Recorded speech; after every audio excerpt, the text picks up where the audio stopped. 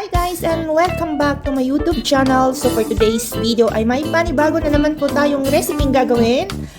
So tatlong ingredient lang po ang ating sangkap ngayon. So ang unang-una nating ingredient sangkap ay meron na naman tayo ditong ito yung pastry sheet. Kung naalala nyo guys, yung previous video ko ay gumawa ako ng dessert gamit ito. So ito yung natitira ko ngayon. May panibago na naman tayong recipe na gagawin na gamit din ito.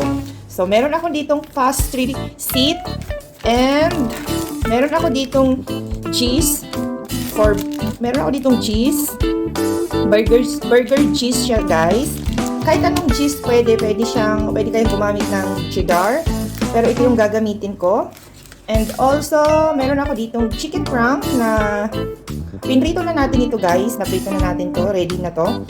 So, ito lang to guys yung ating gagamitin sa recipe na ito. So, let's go. Gawin na natin. So, unang-una guys ay bubuksan natin itong ating cheese. Kukuha lang tayo ng mga 3 piraso na ating gagamitin. Kasi ano to siya guys 10 pieces. So, 3 lang yung gagamitin natin dito. So, itabi na natin muna to. So, kukuha din tayo dito ng 3 piraso. 3 piraso na. Yun. So, 3 lang din po ang gagawin ko. Ayan. So, itabi na din po natin itong natitira. So, unang-una guys ay lalagay natin yung ating pastry. Tapos, maglalagay tayo nitong cheese sa top nito.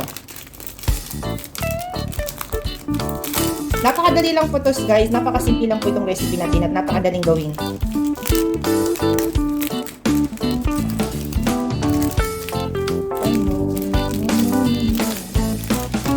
Siya mabuksan.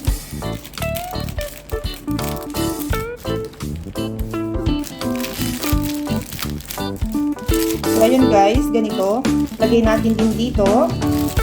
Ngayon, kukuha ako ng isang chicken frank. Tapos, i-fold natin ng ganito. Ganyan siya guys. Yan. Ganyan. So, ilalagay natin sa baking sheet natin sa Pyrex. Kukuha uli ako ng isa.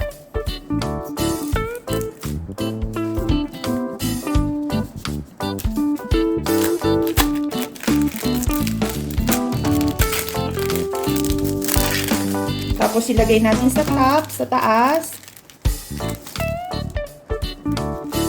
Kuha ng isang chicken frank. Guys, pwede po kayong gumamit ng hotdog o kahit na ano, any kind of like this guys. Pero itong ginamit ko ay chicken frank.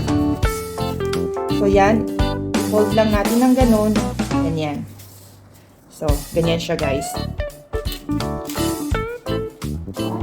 Guys, ito na yung nagawa natin. 3 lang po yung ginawa ko. As sabi ko sa inyo, ako lang yung kakain nito. Kaya 3 lang po yung gagawin ko. So ngayon guys, itong nagawa natin ay ilalagay natin dito sa oven ng around 20 minutes. After that ay pwede na siyang kainin. Pero ilagay ko muna to, ibibake ko muna siya. Tapos ipapakita ko po sa inyo pag naluto na siya. So ayun guys, after 20 minutes na ating binake itong ating ginawa, ay ito na, luto na siya guys. Tingnan nyo naman, diba? Ang cute! So, ngayon, ililipat na natin at huhusgahan natin kung masarap o hindi. So, eto na guys, yung ating finished product. Luto na po yung ating ginawa kanina na chicken frank with cheese and puff pastry. So, eto na siya guys. Luto na. So, eto guys, pwede po natin itong lagyan ng ketchup. Katulad dito may ketchup ako kasi gusto ko siyang isosaw sa ketchup. So, maraming salamat guys sa lahat ng nanonood ng video ko. Sana nagustuhan niyo po itong recipe ko for today. And please don't forget to subscribe my YouTube channel and click the notification bell para updated po kayo sa aking mga bagong video. Salamat!